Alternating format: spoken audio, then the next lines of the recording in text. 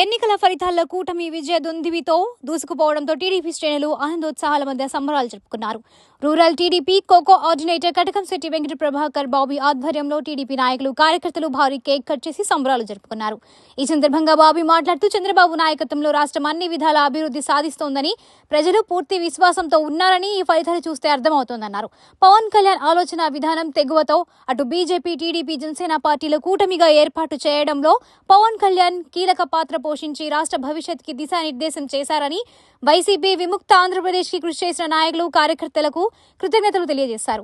ఈ కార్యక్రమంలో కరప మండల టీడీపీ అధ్యక్షులు దేవు వెంకన్న, రూరల్ మండల అధ్యక్షులు రామ్దేవ్, సీతయ్య దొర, కొండ వినాయక్, బచ్చాల కామేష్, కోన వెంకటలక్ష్మి, ఎస్సీసీల అధ్యక్షులు కొల్లబత్తుల అప్పారావు, పట్టిడి రాంబాబు నాయకులు, కార్యకర్తలు తదితరులు పాల్గొన్నారు.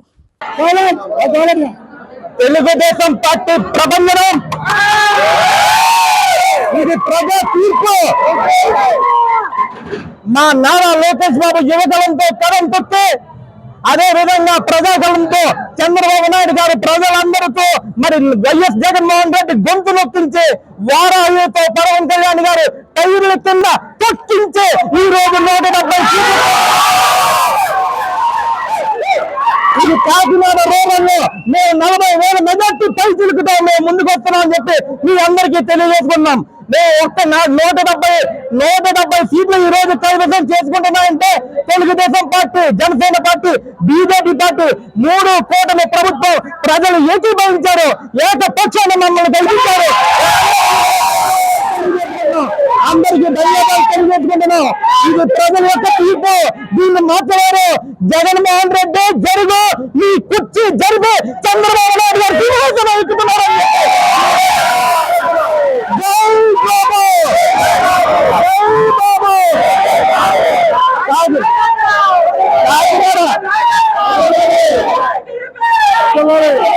కాకినాడ రూరల్ నియోజకవర్గం కూటమి అభ్యర్థి పంత నారాజీ గారికి మా తెలుగుదేశం పార్టీ కుటుంబ సభ్యులందరం మేమందరం కలిపి అత్యధిక మెజార్టీ తీసుకొచ్చింది.